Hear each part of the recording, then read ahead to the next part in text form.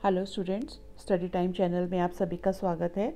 आज हम कक्षा 10 विषय विज्ञान तिथि 27 सितंबर 2021 का कार्यपत्रक 34 यानी कि वर्कशीट 34 करने जा रहे हैं। यह वर्कशीट हमें शिक्षा निदेशालय राष्ट्रीय राजधानी क्षेत्र दिल्ली द्वारा प्राप्त हुई है। यह वर्कशीट आपके चैप्टर 11 पर आधारित है, जिसका नाम है मानव नेत्र और रंग बिरंगा संसार। तो आज हम बेटा मानव नेत्र के बारे में पढ़ेंगे। यह संवेदनशील इंद्रियों में से एक है। यह एक कैमरे की तरह काम करता है। हमारी जो आँख है वो क्या है, हम जितनी भी हमारी संवेदनशील इंद्रियां हैं उनमें से एक जो है वो हमारी आँख है, मतलब मानव नेत्र है। और ये किस तरह काम करता है, एक कैमरे की तरह काम करता है। प्रतिबिंब एक संवेदनशील स्क्रीन पर बनता है जिसे रेटिना कहते हैं। ठीक है, रेटिना को हम दृष्टि पटल भी कहते हैं। तो यहाँ पे ये देखिए, ये है, यहाँ पे रेटिना हो गया। रेटिना जो क्या है, वो एक संवेदनशील स्क्रीन होती है, एक स्क्रीन की तरह होती है जिस पर प्रतिबिंब बनता है। पतली झिल्ली जिससे होकर प्रकाश नेत्र में गुजरता है कॉर्निया या स्वच्छ मंडल कहते हैं। तो यहाँ पे ये देखिए, यहाँ पे स्वच्छ मंडल जो है कौन सा है, यहाँ पे ये देखिए, ये रहा स्वच्छ मंडल। तो ये एक पतली झिल्ली होती है जिसमें से प्रकाश जो है हमारे नेत्र के अंदर जाता है। नेक्स्ट है, नेत्र गोलक आकार में गोलाकार होता है जिसका व्यास लगभग 2.3 सेंटीमीटर होता है। तो जो हमारा नेत्र गोलक होता है, ठीक है, वो कितना, इसकी शेप कैसी होती है, गोलाकार। ये नेत्र गोलक है, इसकी शेप कैसी है, गोलाकार है, और इसका व्यास कितना है, 2.3 सेंटीमीटर होता है। क्रिस्टलीय लेंस की उपस्थिति रेटिना पर विभिन्न दूरी पर वस्तुओं को समायोजित करने में मदद करती है। तो जो क्रिस्टलीय लेंस है उसका क्या काम है, वो क्या करता है, रेटिना पर अलग अलग दूरी पर वस्तुओं को समायोजित करने में मदद करता है। नेक्स्ट है, पुतली के आकार को नियंत्रित करने वाली गहरी पेशीय संरचना को परितारिका कहते हैं। तो परितारिका जो है वो कैसी होती है, गहरी पेशीय संरचना होती है और वो पुतली के आकार को नियंत्रित करती है। पुतली आँख में प्रवेश करने वाले प्रकाश की मात्रा को नियंत्रित करती है। पुतली का क्या काम है, वो कितना प्रकाश आँख में आना चाहिए इसको नियंत्रित करती है। नेक्स्ट है, अभिनेत्र लेंस रेटिना पर वास्तविक उल्टा प्रतिबिंब बनाते हैं। तो अभिनेत्र लेंस जो है वो क्या, उसका क्या काम है, वो रेटिना पर वास्तविक उल्टा प्रतिबिंब बनाते हैं। रेटिना में प्रकाश संवेदनशील कोशिकाएं होती हैं। प्रकाश संवेदनशील कोशिकाएं दृक् तंत्रिका के माध्यम से मस्तिष्क को संकेत भेजती हैं। तो रेटिना में क्या होती हैं, जो है प्रकाश संवेदनशील कोशिकाएं होती हैं और उनका क्या काम होता है, वो हमारे मस्तिष्क को संकेत भेजती हैं। नेक्स्ट आता है समंजन क्षमता। अभिनेत्र लेंस की फोकस दूरी को घटाया या बढ़ाया जा सकता है। हम कैसे बढ़ा सकते हैं अभिनेत्र लेंस की फोकस दूरी को, जब हमारी मांसपेशियां शिथिल होती हैं, मतलब जब हमारी आईज़ की मसल्स जो हैं, आँखों की जो मांसपेशियां हैं वो रिलैक्स होती हैं या शिथिल होती हैं, तो लेंस क्या हो जाता है, पतला हो जाता है, फोकस दूरी बढ़ जाती है। ठीक है, और इससे हमें दूर की वस्तुओं को देखने में मदद मिलती है। और जब हमारा ये मांसपेशियां शिथिल नहीं होती, ठीक है, तो उसमें क्या होता है, तब नेत्र लेंस मोटा हो जाता है, फोकस दूरी कम हो जाती है और हम पास की वस्तुओं को देखने में सक्षम हो जाते हैं। समंजन क्षमता को फोकस दूरी को समायोजित करने के लिए लेंस की क्षमता के रूप में परिभाषित किया जा सकता है। ठीक है, समंजन क्षमता क्या होती है, फोकस दूरी को समायोजित करने के लिए लेंस की क्षमता होती है। वह न्यूनतम दूरी जिस पर वस्तु विशेष को स्पष्ट रूप से देखा जा सकता है स्पष्ट दृष्टि की अल्पतम दूरी कहलाती है। तो वो सबसे कम डिस्टेंस जिस पे हम किसी चीज़ को बहुत क्लियर देख सकते हैं उसको हम क्या बोलते हैं, किसी वस्तु की अल्पतम, स्पष्ट दृष्टि की अल्पतम दूरी। तो आप जैसे अपनी कॉपी जो है, अगर उस पर या बुक लेके आते हो अपनी आँख के पास, तो कुछ दूरी के बाद क्या होता है, जब उसको और आँखों के पास लेके आते हो तो हमें उसके अक्षर जो है वो धुंधले नज़र आने शुरू हो जाते हैं। तो इसका मतलब वो हमारी अल्पतम दूरी से हम उस बुक को आगे ले आए। तो वो दूरी जिसके आगे हमें बाकी चीज़ें जो हैं वो धुंधली नज़र आनी शुरू हो जाएं, तो वो दूरी इसको हम क्या बोल सकते हैं, स्पष्ट दृष्टि की अल्पतम दूरी कह सकते हैं। तरुण वयस्क के लिए निकट बिंदु 25 सेंटीमीटर होता है। मतलब हम 25 सेंटीमीटर की दूरी पर अगर हम कोई वस्तु रखते हैं या हम बुक रखते हैं तो हम उसको आसानी से पढ़ सकते हैं। लेकिन अगर 25 सेंटीमीटर से कम कर देते हैं दूरी, तो क्या होता है, हमें पुस्तक के जो उसमें वर्ड्स हैं जो वो क्या होते हैं, धुंधले नज़र आते हैं, हमें क्लियर हम उनको पढ़ नहीं पाते। तो हमारे जो है अल्पतम दूरी क्या होती है, वो होती है 25 सेंटीमीटर। और सबसे दूर का बिंदु जहाँ तक किसी वस्तु को देखा जा सकता है नेत्र के दूर बिंदु के रूप में जाना जाता है। तो अब जो है हमारा नेत्र जो है, आप देखते हो हम आसमान तक देख सकते हैं, तो इसका मतलब कि हमारा जो है नेत्र वो क्या होता है, अनंत तक देख सकता है। तो इसलिए सामान्य नेत्र के लिए यह अनंत दूरी पर है। सामान्य दूरी लगभग 25 सेंटीमीटर से अनंत दूरी तक सभी वस्तुओं को सुस्पष्ट देख सकता है।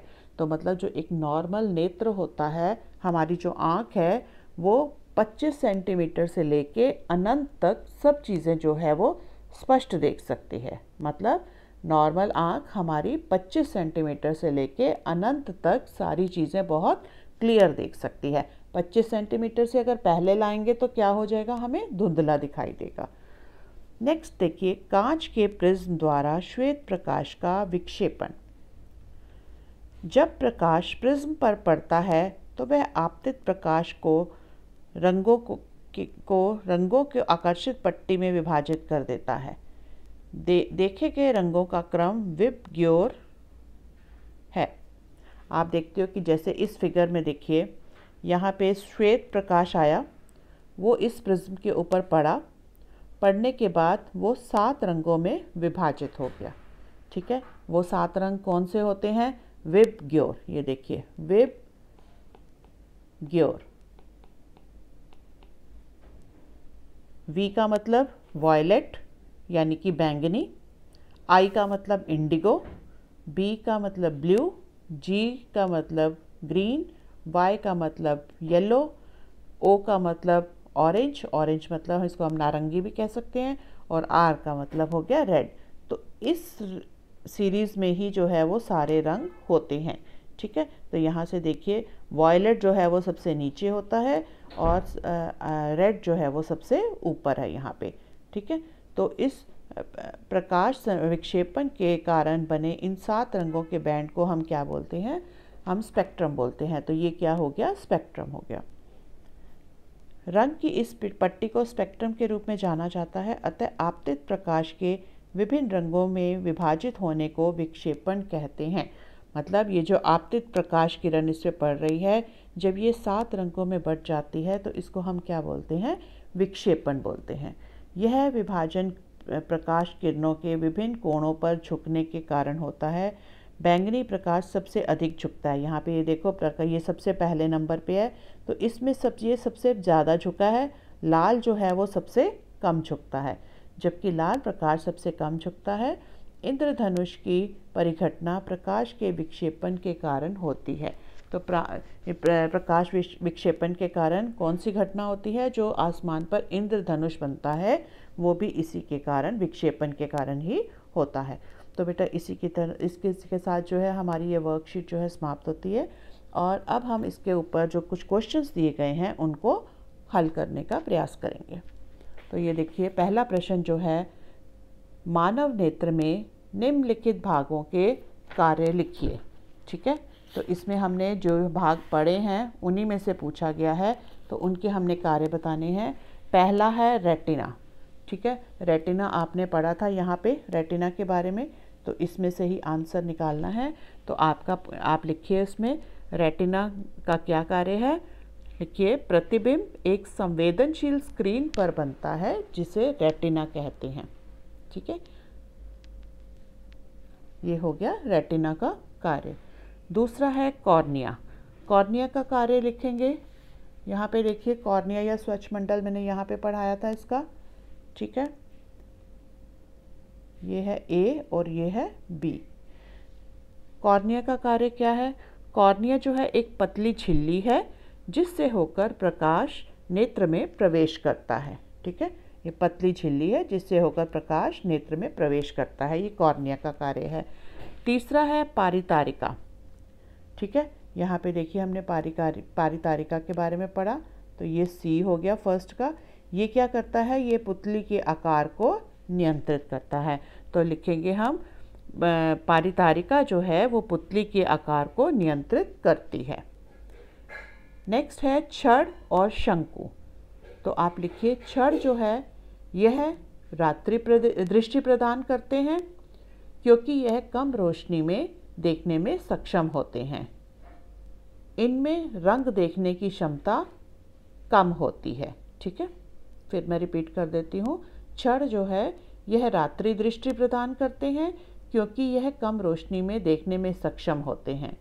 इनमें रंग देखने की क्षमता कम होती है। शंकु का लिखिए, यह अधिक प्रकाश में कार्य करते हैं व रंग दृष्टि प्रदान करते हैं। ठीक है बेटा। नेक्स्ट क्वेश्चन देखिए, समंजन क्षमता परिभाषित करें।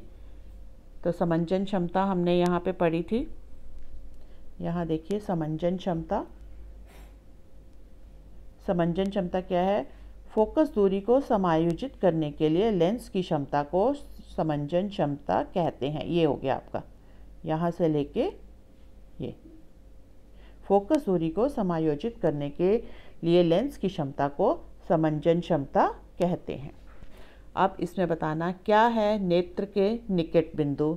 तो वो है वह अल्पतम दूरी जिस पर वस्तु विशेष को स्पष्ट रूप से देखा जा सकता है, वो अल्पतम दूरी कहलाती है। और वो कितनी होती है? 25 सेंटीमीटर। ठीक है। और नेत्र का दूर बिंदु जो है वो क्या है? यहाँ पे देखिए सबसे दूर का बिंदु जहाँ तक किसी वस्तु को देखा जा सकता है नेत्र का दूर बिंदु कहलाता है। और वो क्या है? अनंत। ठीक है, ये अनंत जो है इसका दूर बिंदु होगा। अब इसके बाद देखिए क्वेश्चन नंबर 3 जो है स्पेक्ट्रम क्या है? इसमें रंगों का क्रम लिखिए। ठीक है, तो यहाँ देखिए जब प्रकाश प्रिज्म पर पड़ता है, यह है आपका क्वेश्चन नंबर 3। जब प्रकाश प्रिज्म पर पड़ता है तो यह आपतित प्रकाश को रंगों को आकर्षित पट्टी में विभाजित करता है। देखे गए रंगों का क्रम विबग्योर होता है। रंगों को इस पट्टी को स्पेक्ट्रम के रूप में जाना जाता है। तो ये हमने पढ़ा था स्पेक्ट्रम के बारे में। तो इसका आप आंसर लिखिए।